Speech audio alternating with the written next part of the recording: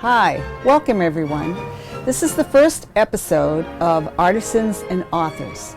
My name is Fran Kneeland and I'm the owner of the Flying Pig Emporium at 533 Washington Street in Whitman, Massachusetts. We have a lot of wonderful artisans and crafters, and I'm hoping that this will be the first episode of many to come to explain to you all the wonderful things we have available for you that they do. Our first guest today is Deb Hendrickson from Abington. Deb, good to have you here. Hi. Now, I'm going to explain too that I am not, a professional interviewer like Oprah Winfrey, so I have my notes in front of me. So please bear with me while I ask you some questions, okay? Let's start with your personal life. And before I get to the first question, I just want to tell our audience that I was lucky enough to meet you through a woman who took your painting classes, and that's part of what we're going to talk about today. Okay, so let's start with your personal life. I know you have a wonderful husband and an awesome mom, so can you tell us a little bit about them? Yes, my husband Bob, we've been married 38 years and we make a pretty good team. He's a woodworker, I'm the painter. He also is starting to learn how to paint. So together we can put out some pretty awesome crafts. And my mom, being 90 years old, she picks up a brush now and then. Has slowed down a little bit, but I think maybe I get a lot of my talent from her. Oh, I think so, because I've seen some of her work. In fact, we have something here in the store. Now, with regards to Bob being the woodworker, what's the kind of things that he does for you? Because I know that I've seen a couple of things, but it must be quite extensive because of all the wonderful stuff I see all around. He's pretty good. He'll come up with different ideas and just cut them out of wood and say, here you go, make up a pattern, painting pattern. Maybe we can get classes going on these types of things. Well, I remember last year that he put together this wonderful home that belonged to Santa. And it had reindeer and it lit up. And wasn't that the one he painted himself? Yes, he did. He was very proud of that. Yeah, and then he did a snowman lantern, and I think, didn't you win a prize for that? Yes, that was a blue ribbon winner. And you painted that one, didn't you? I painted that one. Okay. Now, you started painting rather young. Can you tell us how you got into all that? What got you interested? I think I've always been a crafter, hobbyist, and I started painting in my mid to late teens. And then later on in life, when the Abington High School offered adult education, there happened to be one in painting. So a few of us got together and said, let's just do it. And I did it, and I fell in love with it, and I painted quite a while. And I've just been going ever since then. Well, I always call you the master painter because your talent is so abundant, and I would never have thought that you didn't go to some specialized college to learn your art. Now, you do specialize in toll painting in acrylics, correct? Yes. Decorative toll painting? Yes. Can you tell our audience what toll painting is for those who might not know? Well, toll painting, as toll painting, started out in the 1800s, and it meant painting on tin. But over the years, it has evolved, and people have been using all different types of surfaces: glass, wood, metal, and different mediums, as oil paint and watercolor, painting on canvas, and acrylic. My favorite thing to use is acrylic. That's what I'm most comfortable using. Okay. I'm pretty sure we have some examples of what you're talking about in the store that we can get to later. But now, what other kinds of classes did you take to kind of hone your skills? Well, when I owned a shop, I had different teachers in there. They taught from beginners right up through the more experienced, and each teacher had a different style they would teach. And I tried to take as many classes with them as possible as time would allow. Being a store owner, as you know, you don't have a lot of time to do your craft. Now, you mentioned about your store. Where was your store, and how long ago did you have that? Well, I opened up a decorative paint store in Bryantville in 2005. and we sold retail supplies. We offered classes for both adults and children. And then in 2006, I relocated to Abington. Same type of store, retail supplies, and more classes. Same beginner up through experienced as well as children's classes. Awesome. Now, I know that you have a lot of people who have kept on your trail, so to speak, who still take classes going back to when they had you way back when. And that's a real testament to your artistry. Yes. I'm going to jump back because I kind of missed this question. Who inspires you? Now, I'm not talking just artists, but, you know, what gets your creative juices going? I think just being in tune to different people that are, what they're painting, conversation, different blogs that I read online. Just even a word could inspire me, or something in a song might inspire me, or colors in nature, sunrises, sunsets, that type of thing. Well, looking at your work, I can almost tell where some of it comes from. I understand that you and your husband together and both separately have won numerous awards for your work. Can you tell us about that? Well, primarily every year we like to enter our work at the Marshfield Fair, and usually we'll walk away with a few blue ribbons, which is first place, and some second place, and on occasion a third place. This year, out of 5 entries, we ended up with 3 first place and 2 second places. Mm-hmm. And what were they? Well, we had painted, he had cut this out, a large anchor for a child's bedroom, and I painted it. He also did a lamp, a child's lamp. It was a whale lamp. Again, he created it and I painted it. And then he did some scroll work. He just did a scroll work of a hummingbird in a frame. Oh, that sounds beautiful. And he wasn't going to enter it. He did the scroll work and he did the wood burning on it, and it was like, he said, I think I'll put this in, and sure enough, he got a blue ribbon. Oh, so we threw it in at the last minute, and you got a blue ribbon. Wow, yeah. That's really awesome, you know. Now,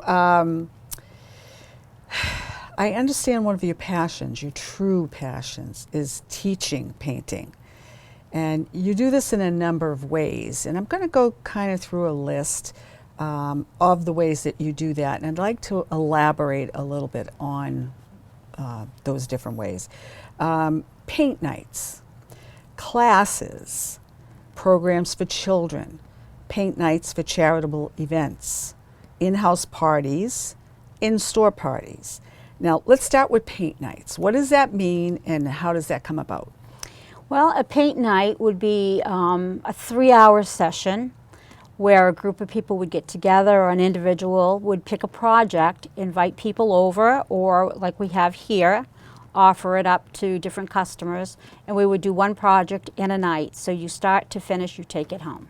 So one project, one night. Exactly. And do you have to have any artistic background to do this? No.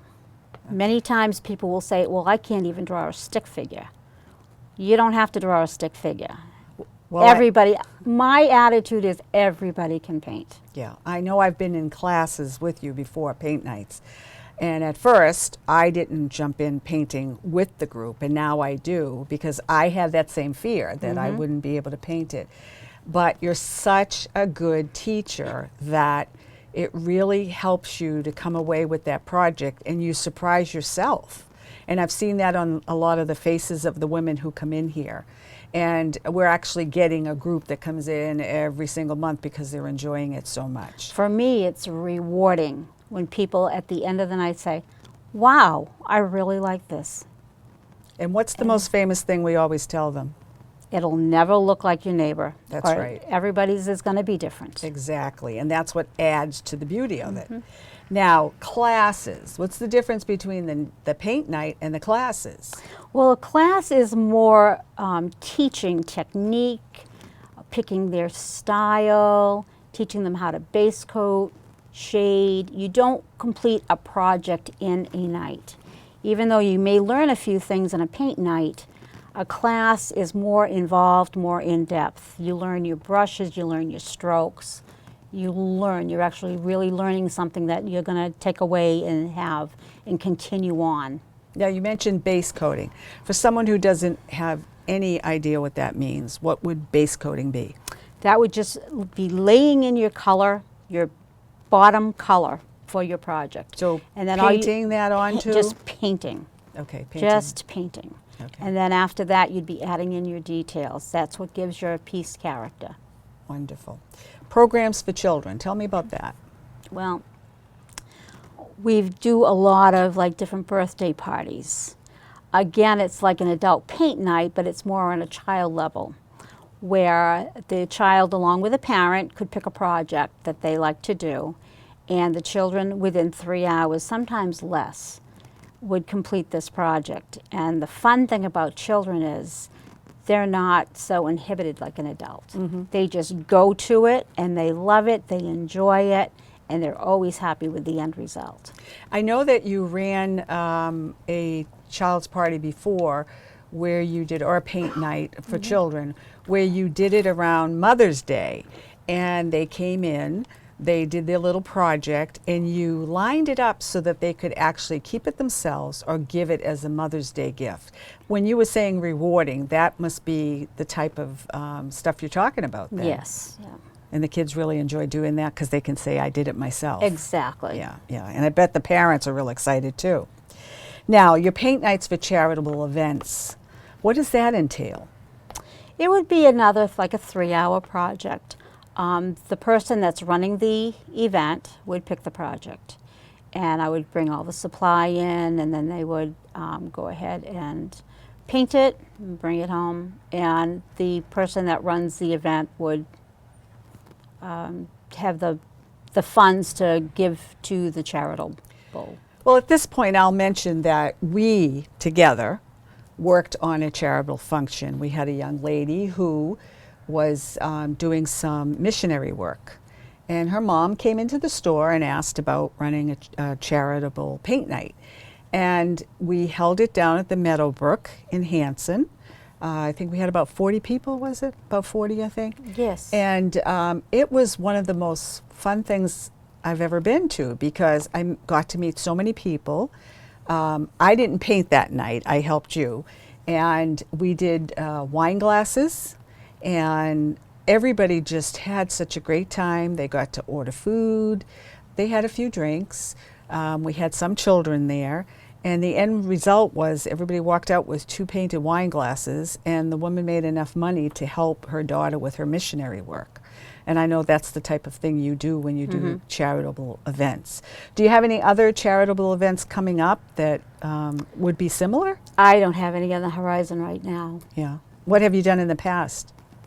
Well, we've done, other than charitable events, we've done bachelorette parties, just a whole slew of different ones. Well, on the charitable front, what other charitable events? I have you did a done? charitable event for a nursing school where they were raising money to help the students coming in, help them with books and supplies Oh, that's and great. whatnot. Now, what type of a project did they do for that one? They actually did the wine glasses too. Oh, they did? That They was did. popular. Okay, okay. Didn't you do a cancer one where you did the plate? Last year we did, it was for actually a mutual friend of somebody. We did the sunflowers on the plates. Oh, yes, we did that here in the store, That was which about was great. 45 people Yeah, that night. which was nice. Yeah. I know that was a lot of fun. So, now your in-house parties. Well, before I get to that, let me just back up one because we did also do a party here for a 50-year-old, which was her birthday, and she brought her sisters and a few friends and her 85-year-old mother. And then they went from here. They went out to dinner. And she did get back to us and tell us how wonderful she thought you were, but everybody always says that. And then she said that everybody liked it because it was something different. It wasn't the same old, same old. Now, as far as your in-house parties, you can go to people's homes and do what you do here on a paint night. Is that correct? Yes, I do that. Okay. And what types of parties have you had in that regard? like, I know birthday parties? Have you had couple parties? Have you had a lot of men come to these things? No, the only men that I had come to a party was the one for the nursing school, and I was very excited to see that there were men there wanting to paint flowers on wine glasses. Ah, that was pretty And good, yeah. The men did a phenomenal job. I know we had one father come in one time with his daughter here for one of our paint nights, and he just fit in like any of the other ladies. There was no problem, and they all had a good time. So now, you attend a few craft fairs every year. I know you don't do as many because you do so much painting, you know, with your classes and here in the store. But I know there's a few of them that are kind of important to you. Can you describe those as well and how they go along? Well, there's one coming up this weekend at the Knights of Columbus in Whitman, and the proceeds of that will be going to hospice care. The woman running it, hospice, has done a phenomenal job with her family. And then the end of the month on Halloween, I have one at the Abington Senior Center. This is probably the 4th year that I've done this. And those funds will go to help the different programs that the seniors are involved in. They do a phenomenal job. Well, I remember the one at the Abington Senior Center because last year you had to do so many ornaments. I thought you were going to go crazy. You came into the store and I said, are you going to have enough ornaments for the store? Because I know you said you had to do like, I don't know, what, 50 or more to get to the Abington Fair? Yeah, and then there's you even quite a had few. people come here to pick up orders because they knew you from years past. So that must be quite rewarding as well. Yeah, it's fun. Really good. All right, now, how about right now if we just take a little time so that we can walk around and look at some of the things that you've made. Okay.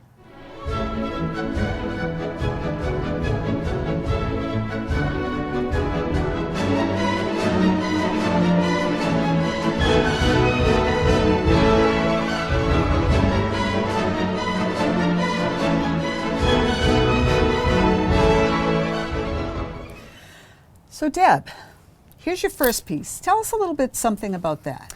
Well, this is a good sample of what I would call whimsical primitive.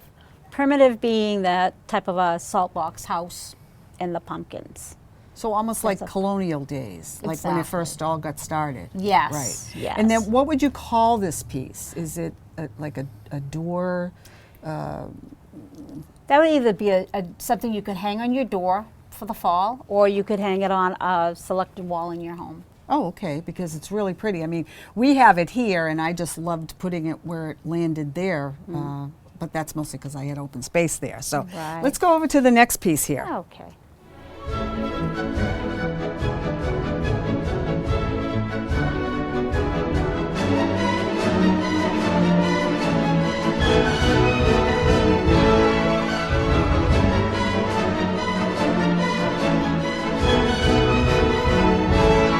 So Deb, this is the second item I'd like to show our watching audience because this is very unique. Can you tell us a little bit something about this, please?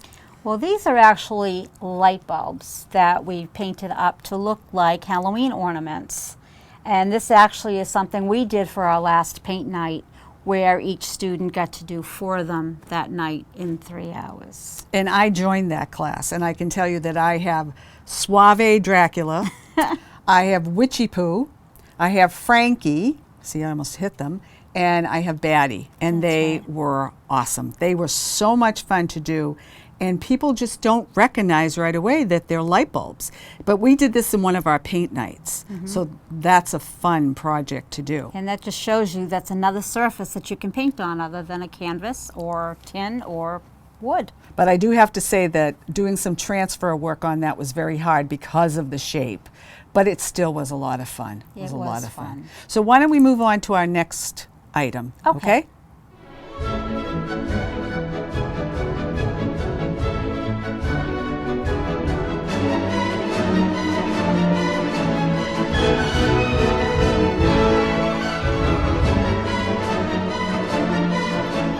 So Deb, this is the next piece we want to show our audience, and this is going to be the project that we're doing at Paint Night for October. Can you tell us a little bit something about this? Sure. This first piece is actually designed to look like an old-fashioned gumball machine, It's made out of an upside down flower pot with the flower pot saucer. And this is just your glass. A lot of people like to call it a goldfish bowl. Oh, yeah. And it's just painted up in a Halloween design and with this little spider on top, and that'll be one choice that they have for the next paint night. And then the other item here, this is the second choice that they would have, and this is a votive candle holder, and they have all their choices. They can paint all these designs or just one if they like. And this is made from wood. This is something that my husband cuts out and designs for us. So there's where that partnership steps in again, huh? Exactly. And you can put tea lights in that too, can't you? Either tea lights, you can put a glass candle holder in that, and you can put a votive candle in there, or you can just use your tea lights as And then well. I've seen this filled up with candy corn, and it looks adorable. Yeah, Really but I would cute. rather have Reese's peanut butter Cups in instead. there. Yes. I agree with you on that one. And the so. color looks well with it, Yeah, too. yeah. And what if you're afraid of spiders? What do you do then? You're just going to have to deal with it. Okay, all right. Let's move on to our next item, all right? Okay.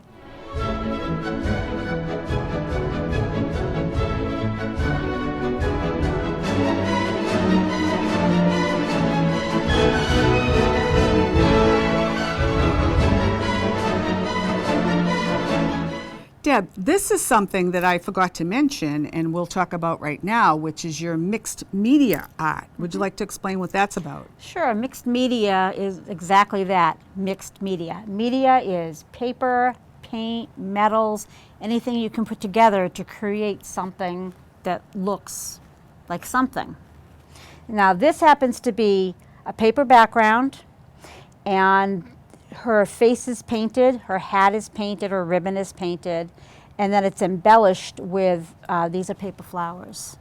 And that's why you have mixed media. Paper is a media, paint is a media, and flowers, the embellishments are also a media. Right. You could add a lot more to that if you want. You could add metals or whatever, and that's why. Now, when you first brought this in, I actually thought that that picture of the woman was on there because it looks so perfect on that piece of paper that, I mean, how do you come up with the design like that? It's just, it's so pretty. I saw that. I painted that face, which I'm not that great with faces, but I was very happy with the way this one came out.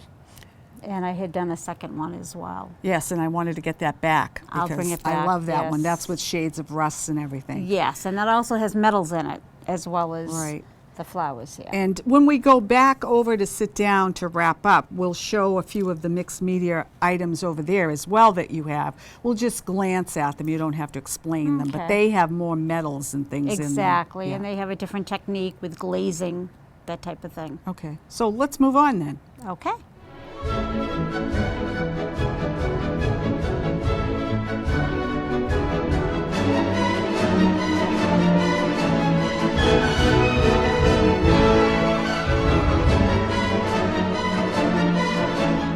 So this is another one of those pieces that Deb has done, and I particularly like this one because if any of you have ever had jeans where you've had a hole in your jeans, look at the realism to the holes that are in this.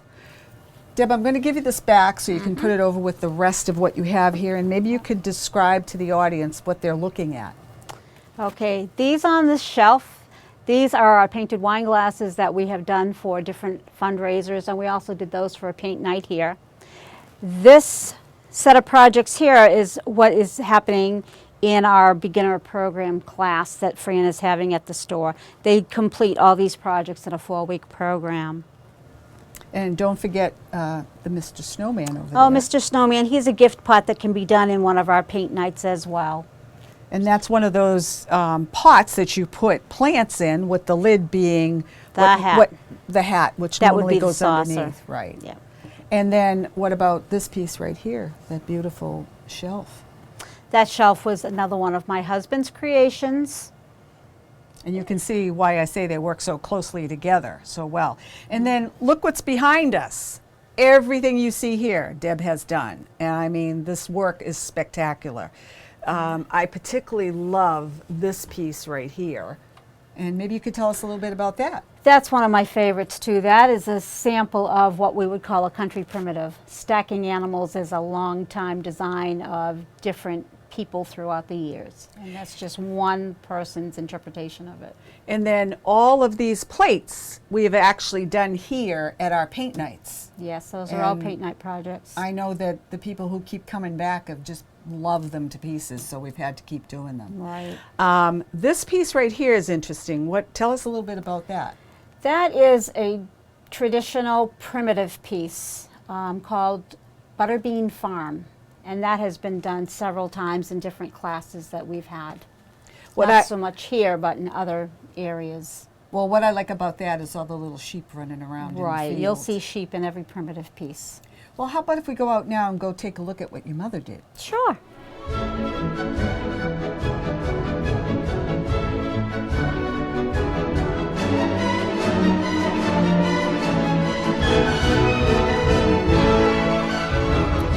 Well, Deb, we're finally at the piece that your mother made, and now I think I know where all your talent comes from. Would you explain that one to us? Well, that is her mallard duck clock that she did a few years ago. That's the type of work that she has done in the past. Now, I noticed that the colors are still so very vivid. How old was she when she painted that one? I would say probably 80. So about 10 years. God bless her. 10 years. That she can put, brush to that and come out with such a lovely piece. Yeah, she's very talented. Yeah, so you know what we're going to do now? What? We're going to head back to our seats. Okay. All right, so we'll be with you in a second.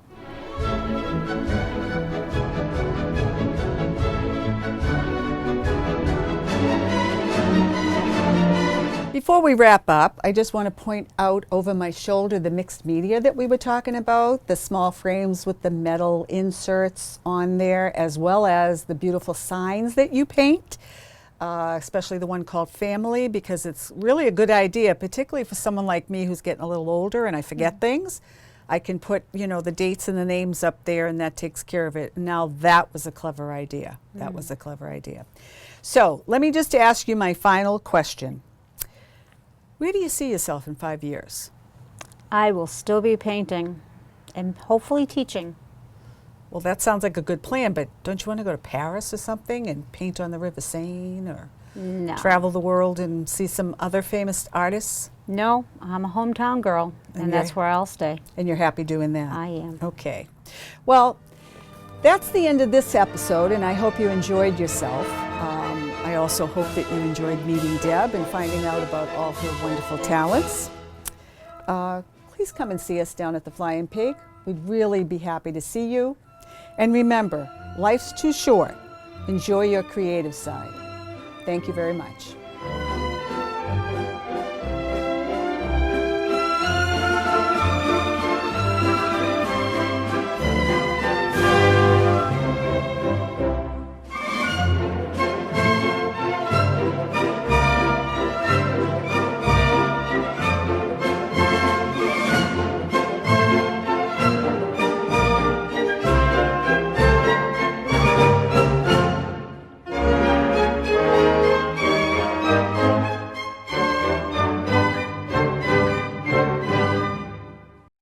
So, I got this new family, and I don't know what it is about this one, but she can't seem to put down that toy all day long.